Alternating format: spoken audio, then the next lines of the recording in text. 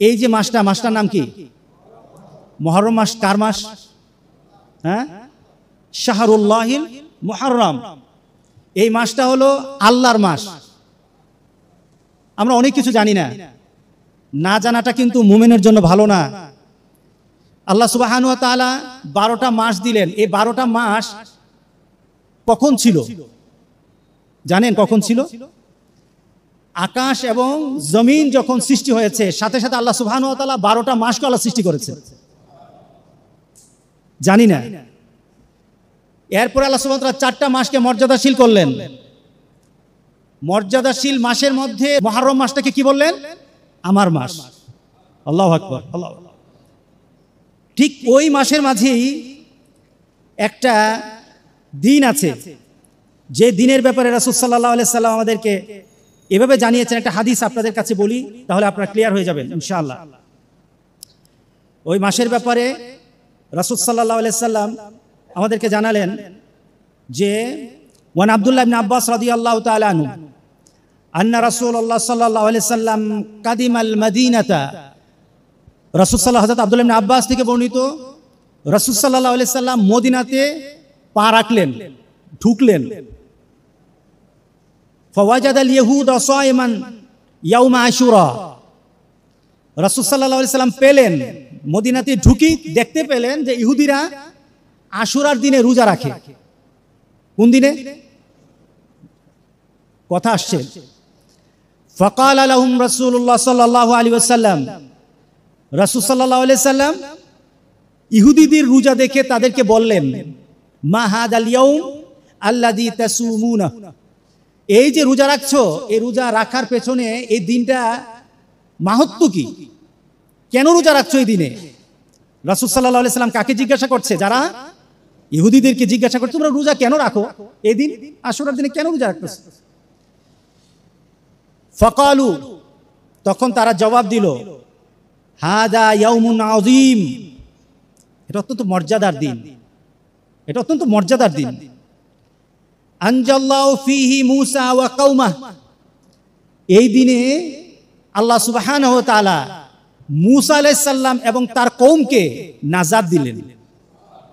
কি দিলেন? হ্যাঁ, আমরা কারো যদি নাজাতের অথবা কোনো বিপদ থেকে বেঁচে যাওয়ার সুসংবাদ পাই, কোনো সংবাদ পাই, এটা কি হিংসা করব নাকি শুকরিয়া করব? নাকি মনে মনে চিন্তা করবেন ওর বাচ্চা ও বেঁচেছে, বিপদ মুক্ত সে হয়েছে, আমার কি, এত আমার ঠেকা নাই? নাকি শুকরিয়া করলে আপনাকে আল্লাহ সুবহানাহু ওয়া তাআলা বিপদ থেকে বাঁচিয়ে দিবেন? একজন দুঃখিত, রোগী, অসুস্থ, ব্যথিত, তখন আপনি তার জন্য বললেন ইন্না লিল্লাহ। কি বললেন? ঠিক না? আমরা ইন্না লিল্লাহ পড়ি না? দুঃসংবাদে কি করি আমরা? ইন্না লিল্লাহ আমরা পড়লাম। এই পড়ার কারণে খুশি হবেন কে? কার উপর? আপনার উপর। আপনি পড়লেন, খুশি হবে আপনার উপর। এখন আপনি একটা সুসংবাদ শুনলেন, এটা ভালো সংবাদ শুনলেন, শোনার পর যদি আপনার ভিতরে এটার একটা অনুভূতি সৃষ্টি হয় এবং তার জন্য একটা শুকরিয়া ভিতরে চলে আসে, তার যেমন বিপদ থেকে বেঁচে যাওয়া আর আপনার এই শুকরিয়ার সাথে এক হয়ে যাওয়া, আল্লাহ সুবহানাহু ওয়া তাআলা আপনাকে মিলিয়ে দিবেন তার সাথে। আল্লাহ তো চান একটু শুকরিয়া করো। তো মূসা আলাইহিস সালামকে আল্লাহ সুবহানাহু ওয়া তাআলা ফেরাউনের সে আক্রমণ থেকে বাঁচিয়ে দিলেন। ওয়া গাররাকা ফিরআউনা কওমাহু। এবং একই দিনে, দিনটা কোনটা? আশুরা। আশুরার দিনে মূসা বেঁচে গেল, বিপদ থেকে মুক্ত হয়ে গেল। আবার ফেরাউন কি হলো? ডুবে মরল। দিনটা কয়টা? নাকি ফেরাউন পরের দিন মরছে? না না, একদিকে মূসা আলাইহিস সালাম পার হয়ে গেলেন, লোহিত সাগর পার হয়ে গেলেন, আরেকদিকে ফেরাউন কোথায়? পানির নিচে। তাহলে কিন্তু আশুরা যেমন মুমিনের জন্য নাজাতের ব্যবস্থা, আর যারা আল্লাহ এবং রাসূলের সাথে বিরোধিতা করে তাদের জন্য বিপদের খবর আছে। আছে কিনা বলেন? তাদের বিপদের সংবাদ আছে, তাদের ডুবে যাওয়ার সংবাদ আছে, তাদের পৃথিবীর মধ্যে লাঞ্ছনা পাওয়ার সংবাদ আছে। এই দিনটার নাম কি? আশুরার দিন। আল্লাহু আকবার, আল্লাহু আকবার। দেখুন এই হাদিসটার মধ্যে কত মর্যাদার কথা আছে, কত আশার কথা আছে, কত চিন্তার কথা আছে। ফাসামা মূসা শুকরান। মূসা আলাইহিস সালাম এই বিপদ থেকে বেঁচে যাওয়ার কারণে, আমরা বিপদে পড়ি কিনা? হ্যাঁ, আমরা বিপদে পড়ে যাই। বিপদে পড়লে আমরা কি করি? বলে আমরা বিভিন্ন ধরনের এমন কিছু পদ্ধতি করি বিপদ থেকে বাঁচার পরে, যেটা ইসলাম বলে না। আপনি শুধু যদি নিজেকে শুকরিয়া তান আল্লাহর কাছে উঠাতে চান, তাহলে নবীদের তরিকায় আসতে হবে।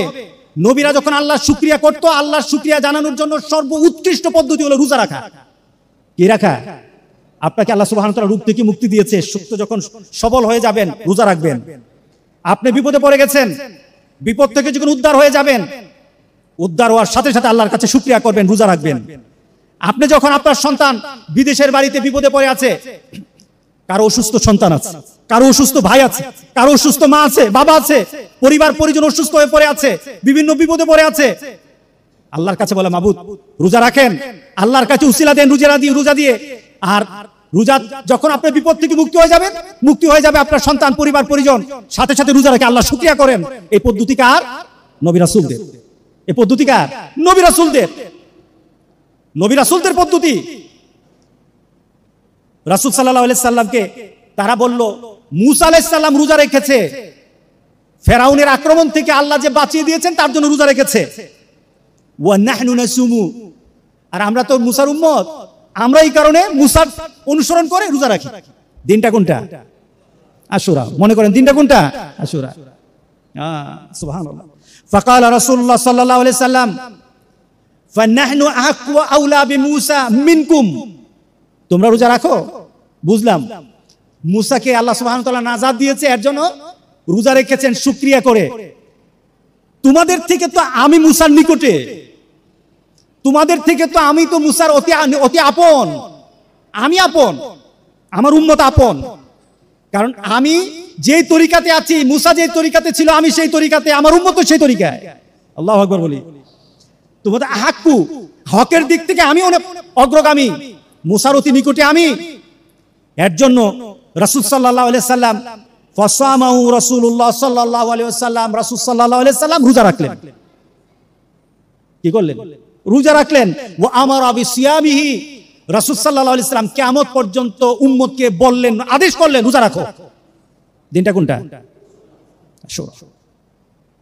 এখন চিন্তা করুন যে রাসূল সাল্লাল্লাহু আলাইহি সাল্লাম রোজা রেখেছেন, মুসা আলাইহিস সালাম রোজা রেখেছেন, আশুরার দিনে রোজা রেখেছেন। কি উদ্দেশ্য ছিল? শুকরিয়া। কি বলেন? কিসের জন্য রেখেছে? শুকরিয়া করে রেখেছে নাকি সুখের জন্য? না, শুকরিয়া করে আল্লাহর দরবারে রোজা রেখেছে। শুধু রাসূল সাল্লাল্লাহু আলাইহি সাল্লাম এই রোজার ব্যাপারে রাখার কথা বলে শেষ করে নাই, রাসূল আরো আমাদেরকে জানিয়ে গেলেন, আফজালুস সিয়াম বাদা শাহরি রমাদান সিয়ামু শাহরুল্লাহিল মুহাররম।